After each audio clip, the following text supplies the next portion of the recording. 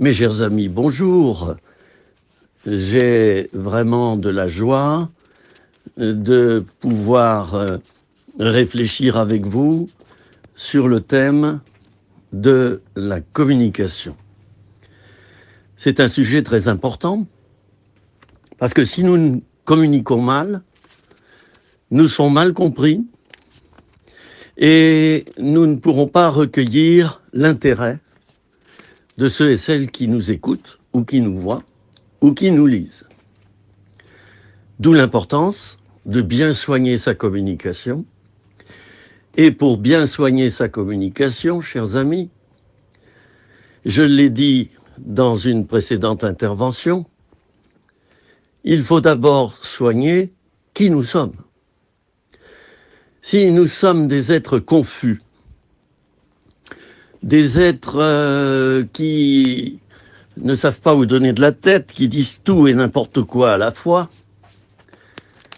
eh bien nous ne pourrons pas communiquer sereinement et surtout nous ne serons pas bien compris. Donc, le premier point important, pour bien savoir communiquer, il faut d'abord être bien dans sa peau, il faut soigner l'être intérieur. Si l'être intérieur est en paix avec lui-même, la communication se déroulera dans la paix. Mais si l'être intérieur est torturé, soucieux, angoissé, anxieux, la communication en subira les conséquences. Alors la question qu'il est utile que nous nous posions, c'est ceci. Ok, je communique, mais je communique quoi? Je communique comment? Et je communique pourquoi? Quel est mon but lorsque je communique? Si mon but est d'imposer mes idées, les gens vont le ressentir. Ils vont se dire, ah voilà, quelqu'un de sectaire. Et dans le milieu des pasteurs, nous le savons bien, nous, que si dans notre communication, nous faisons croire aux gens que nous avons toujours raison et que nous nous tenons dans la vérité à 100%, nous savons très bien que nous allons décevoir les gens et que ce n'est pas leur faire un cadeau que de laisser transparaître ce genre de comportement. Un pasteur, pour moi, et j'en suis un, c'est quelqu'un qui sait se remettre en question dans son être.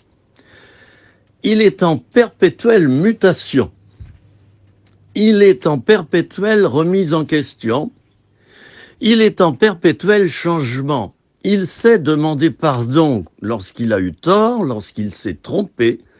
Et si nous voulons être de bons communicants, il nous faut acquérir cette qualité essentielle, qui est d'ailleurs un fruit de l'esprit dans la Bible, c'est l'humilité. Or, si lorsque nous communiquons, nous avons l'air d'un vieux coq qui caquette, eh bien, l'apôtre Paul parlait d'un airain qui résonne. Eh oui, si nous sommes posés, matures, et que nous vivons dans la paix, et en tant que chrétiens, dans la paix avec Dieu, eh bien notre communication sera revêtue, elle sera empreinte de paix, d'amour, de compréhension, d'empathie. Tout cela, ce sont des qualités que nous devons développer nous-mêmes pour devenir un bon communicant. L'important, ce n'est pas d'abord ta communication. L'important, c'est ce que tu es. Et si tu as approfondi ce que tu es, eh bien, ce que tu es va transparaître aussi dans ta communication. Les gens vont te capter. Ils ne sont pas fous. En France, nous avons été gouvernés pendant des années par des présidents qui, quelquefois, nous prenaient pour des petits-enfants. Il nous infantilisait. Eh bien, le résultat, c'est que le peuple en a eu marre. Il y a eu des mouvements sociaux sans nombre. Et la communication, elle a volé très bas pendant cette période. Mais non, prenons vraiment le peuple avec considération. Respectons-le et parlons au peuple comme à un peuple d'individus matures, adultes, réfléchis, responsables. Le danger dans la communication, c'est d'essayer de tout faire à la place des gens. On les formate, on les robotise, on en fait des clones. Nous ne sommes pas appelés à cela, chers amis. Veillons dans notre communication à ne pas reproduire des schémas destructeurs. Bien, je m'aperçois que je suis toujours dans mon introduction à ce thème de la communication, mais c'est tellement important. Et voyez-vous, une de mes profs de français, lorsque j'étais à l'école, et j'avais 17 ans à l'époque, nous disait pour faire une bonne dissertation, il faut respecter 3 points. L'introduction, le développement et la conclusion. La conclusion, c'est une synthèse. Le développement, eh bien, c'est une annonce d'éléments qui font réfléchir et qui traitent le thème. L'introduction, eh bien, c'est l'antichambre, c'est le hall d'entrée. C'est la mise en bouche en termes hôteliers, en termes de restauration. Elle n'avait pas tort, et grâce à elle, je suis devenu, je le pense, un assez bon écrivain. J'ai respecté ses conseils. Pour bien communiquer, écoutez bien, il faut savoir se taire d'abord. Se taire et écouter. Écouter l'expérience des autres. Écouter et voir comment les autres communiquent. Ainsi, on se fait une opinion. On se dit ça passe pas. Quand il communique comme ça ou quand elle communique comme ça passe pas. Ça passe pas parce que cette personne, elle plaque ses idées avec agressivité, avec violence, avec intempérance, voire avec un zeste de cruauté sur son entourage. Mais ça passera jamais. Il n'y a pas d'amour dans tout cela. Ah, l'amour, c'est important. C'est important pour tout d'ailleurs. Pour tout domaine que nous traitons. L'amour, c'est important vis-à-vis de ce que nous sommes dans notre être. Si nous avons manqué d'amour, nous sommes comme une plante qui a manqué de lumière et qui a manqué d'arrosage. La plante sèche et elle meurt.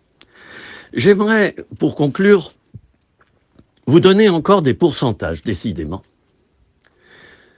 Vis-à-vis de ce qu'on retient, lorsqu'on entend quelqu'un parler, ou lorsqu'on le regarde à la télévision, ou lorsqu'on est en présentiel dans une réunion, et on voit l'orateur qui est sur l'estrade. Qu'est-ce qu'on retient quand on retourne chez soi? Eh bien, encore quelques statistiques qui sont certes contestables. Elles peuvent varier, mais en tout cas, il y a du vrai dans ces statistiques. C'est ce que moi j'ai pu observer. On retient 10% de ce qu'on lit. Eh oui, c'est faible, hein. D'où l'importance d'avoir un fluo. On achète un livre, on va le lire. En tout cas, moi je fais comme ça, j'ai toujours mon fluo avec moi. Et chez moi, si vous venez un jour, vous vous apercevrez qu'il y a des fluos partout. Ben oui, chaque fois que je lis, je passe au fluo où je souligne au crayon à papier. Ma Bible est truffée de couleurs. J'ai toujours des crayons de couleur avec moi lorsque je lis ma Bible. Et chaque couleur signifie quelque chose.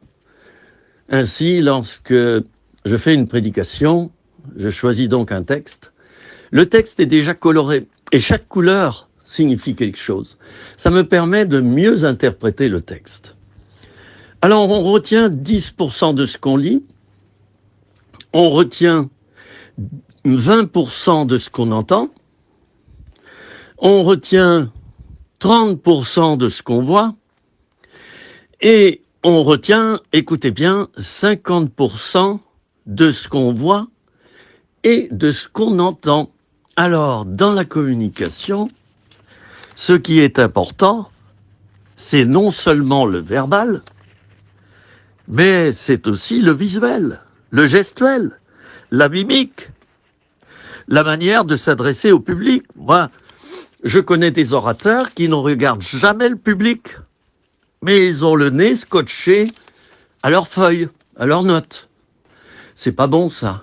Très important de regarder le public, on l'évoquera dans d'autres émissions, et de balayer la salle du regard à gauche, au centre et à droite, constamment. Ainsi, les gens qui nous écoutent ne se lassent pas et ils voient notre regard se diriger vers eux. Voilà, retenons ces pourcentages. Je termine en disant que lorsqu'on écoute un orateur et qu'on le voit, eh bien, 90% de ses paroles sont crédibles si nous nous apercevons que la personne fait réellement ce qu'elle dit. Cela me rappelle un enseignement de Jacques, l'apôtre, qui nous dit « Mettez en pratique la parole, ne vous bornez pas à l'écouter seulement ». Mes amis, je vous dis à bientôt et merci de m'avoir écouté et compris.